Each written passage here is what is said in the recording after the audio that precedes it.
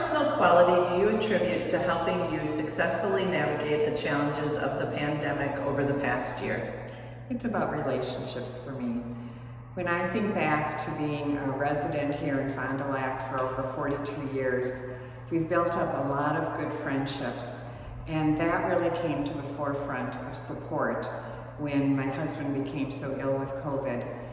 Neighbors reached out, people dropped off food, flowers. People that I didn't even know waved to me as I walked and say, "We're praying for you." It really came down to a caring community. I'm very grateful. Dear. I would probably say perseverance. You know, despite all the challenges that we've endured through this pandemic, I continue to push forward and really get through some difficult times and be that leader for my team, for our community, as well as for my children and you know, being a mom and a wife for my family.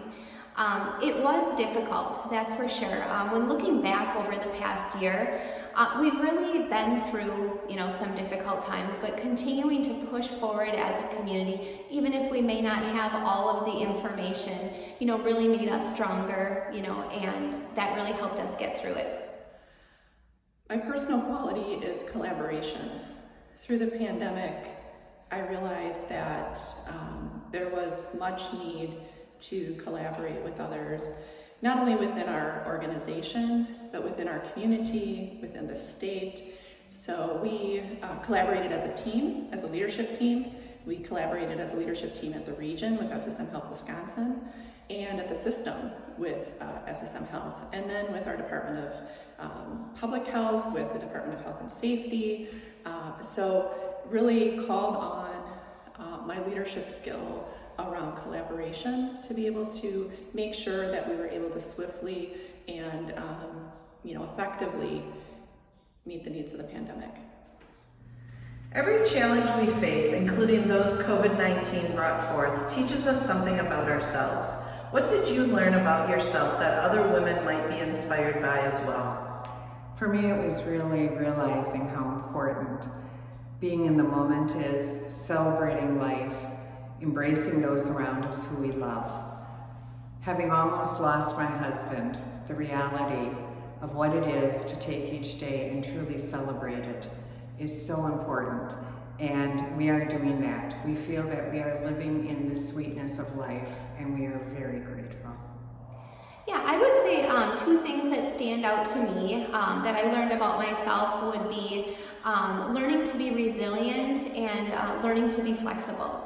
So there was a lot of pressure on myself as well as the health department during this time of uncertainty, and you know, learning to be resilient meant that I needed to really remind myself of self-care because it was very stressful. So self-care, taking time, focusing on the positives to cope and get through those difficult times. Practicing self-care really just allowed me to, you know, look into that healthy balance of work and family. There was lots of changes continuing to go on, and that really gets me to my next point, which would be that flexibility. So learning to be flexible meant embracing that change that was constantly happening to us as a community. And really having an ability to adapt when changes were continuing to happen really helped us get through.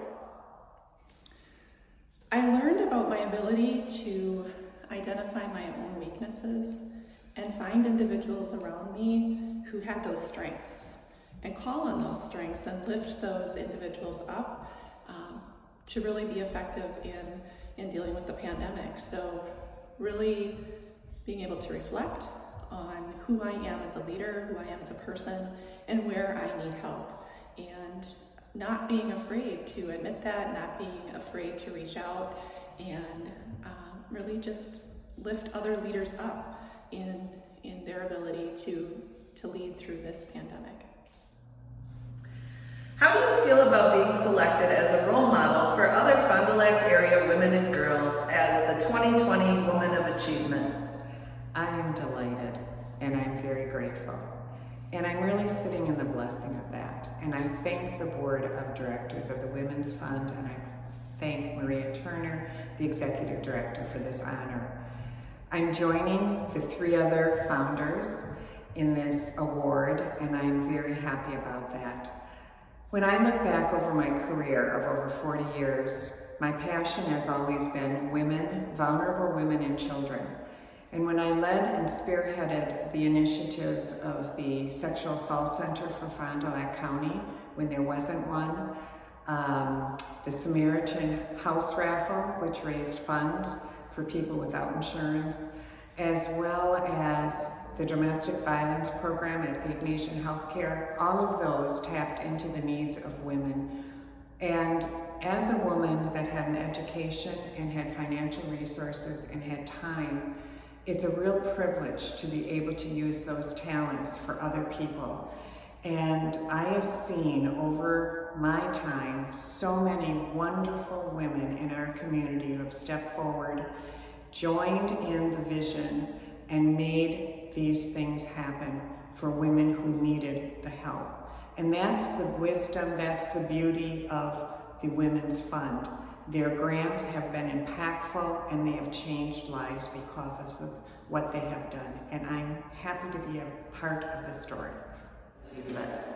I'm humbled and honored. I have a daughter myself, and I hope to inspire and empower her, as well as all other women and girls, to be strong female leaders.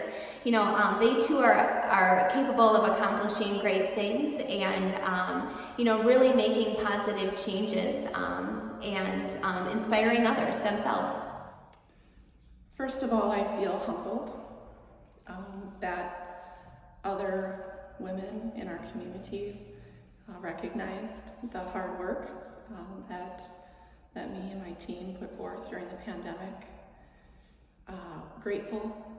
Grateful for the opportunity to share what I learned about, as you mentioned, about myself, about my own leadership style with the broader community.